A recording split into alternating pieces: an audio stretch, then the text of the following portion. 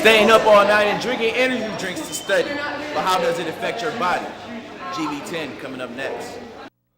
Will wolves in Michigan be hunted? And is the pressure finals week forcing students to pop pills? GV10 News is next.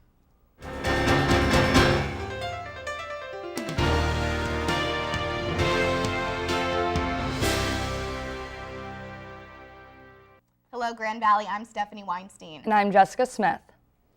A Central Michigan student has died following what police are calling an unfortunate tragedy at the Bob this weekend. Zachary Bunting, a 21-year-old from Grand Ledge, was pronounced dead on the scene after he fell from the 4th floor of the Bob's interior stairwell. The incident happened around 2 a.m. Sunday night.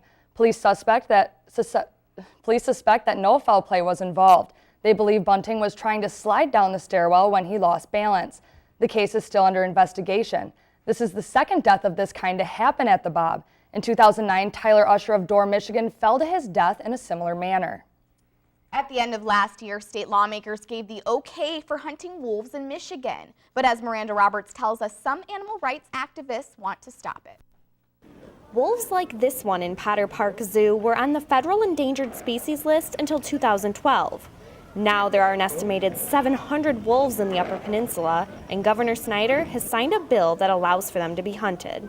Sometimes wolves just become very bold and start encroaching on human populations. There haven't been any attacks on human beings, but just that proximity makes some people nervous. There have been attacks on livestock in the UP. Farmers are allowed under current state law to kill wolves if this occurs. It's up to the Natural Resources Commission to decide if and when there's going to be a wolf hunt.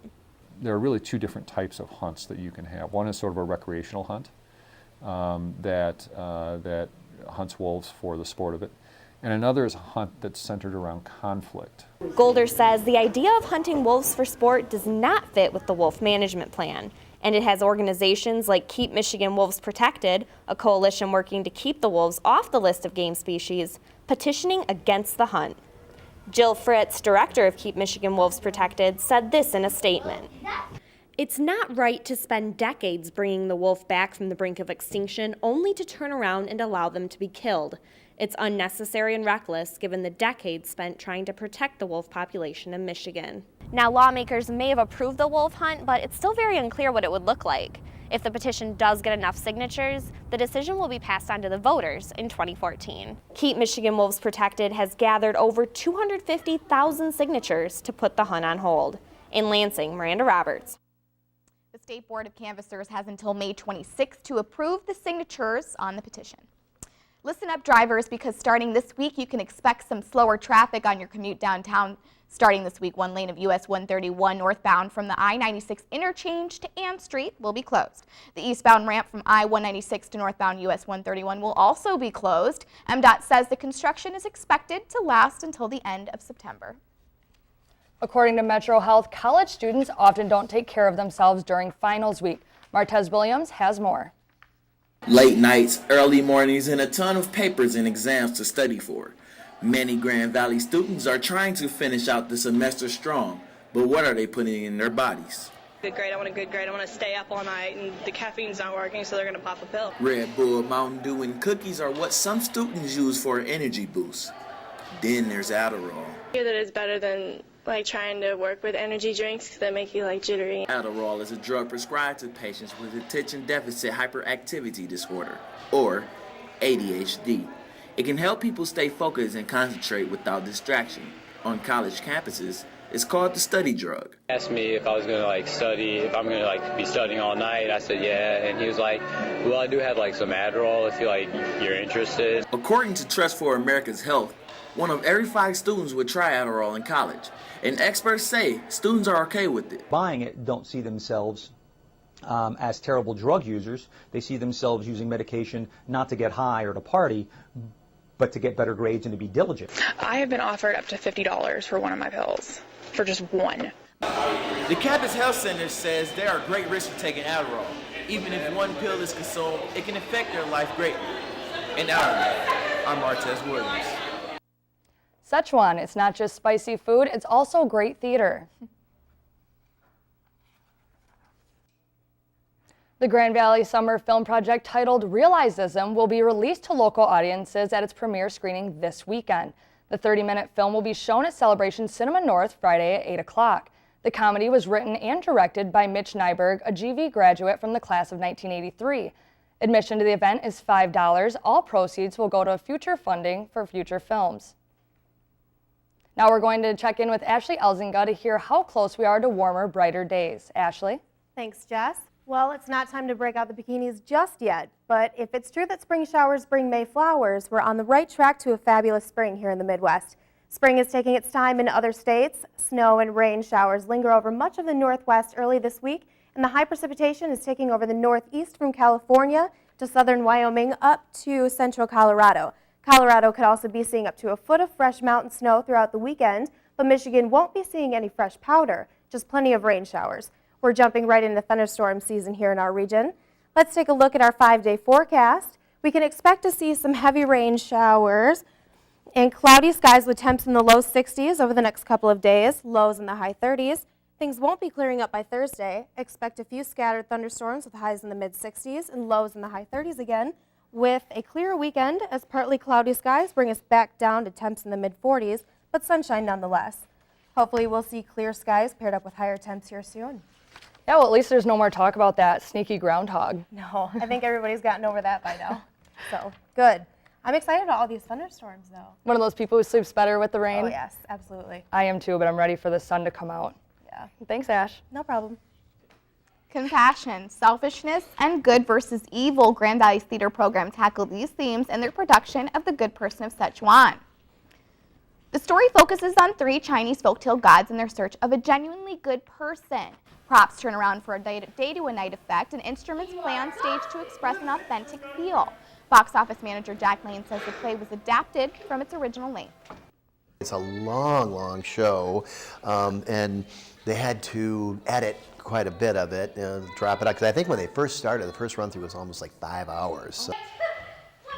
Lane says they were actually fortunate enough to have assistant professor Chiara Pepino help with the play, who comes all the way from Italy. The theater program is already preparing for the Shakespeare Festival in September. So, Steph, you actually got to go see the play. Yes, I did, and I did stay for the whole 3 hours. It was very interesting, though, because it's the first time they actually had music students up there with the theater students, so I was very entertained. All right, well, from spicy Chinese food to hot Australians, Yes. This weekend, an Australian won the Masters for the first time. Brian Mickens is going to have more on that coming up in sports. Only a few days left to prepare for finals week, and there's an opportunity to let off some steam. The GV Hospitality and Tourism Management Group partnered with the club dodgeball team to bring you Dodge for a Cause. It's a dodgeball tournament set up to raise money for the Make-A-Wish Foundation.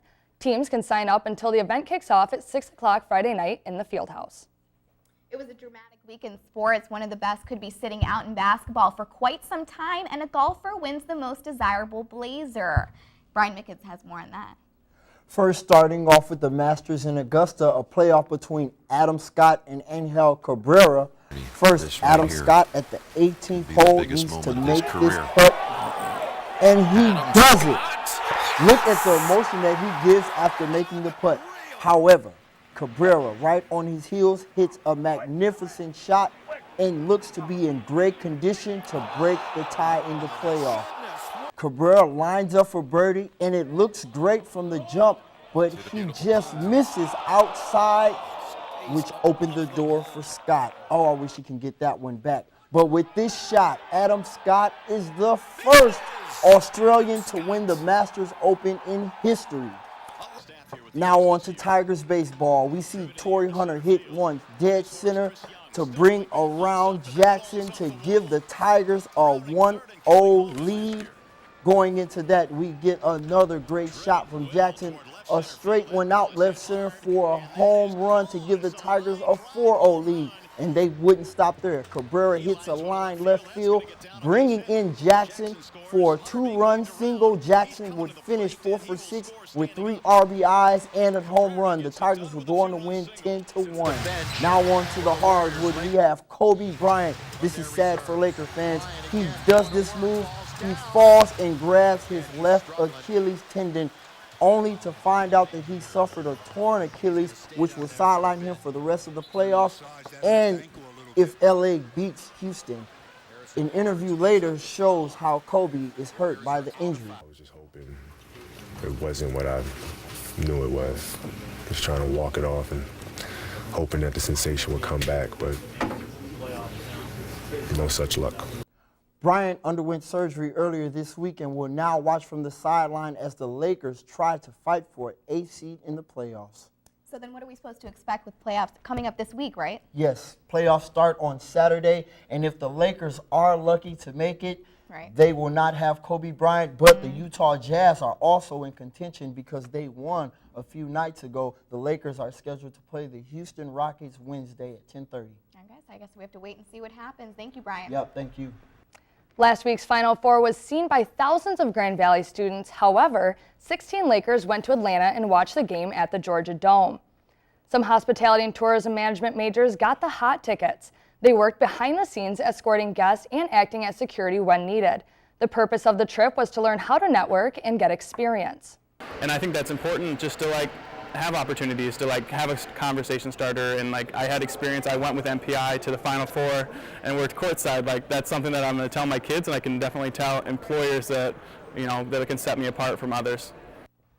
Junior Colin Curry said he watched the game next to basketball legend Kareem Abdul-Jabbar and former quarterback Denard Robinson. He even rubbed shoulders with Will Ferrell and the rest of the Anchorman crew.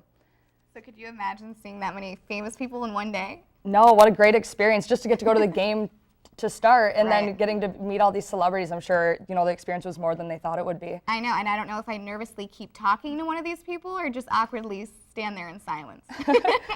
All right, and that's going to wrap us up for the semester here at GV10 News. I'm Jessica Smith. And I'm Stephanie Weinstein. Thanks for joining us.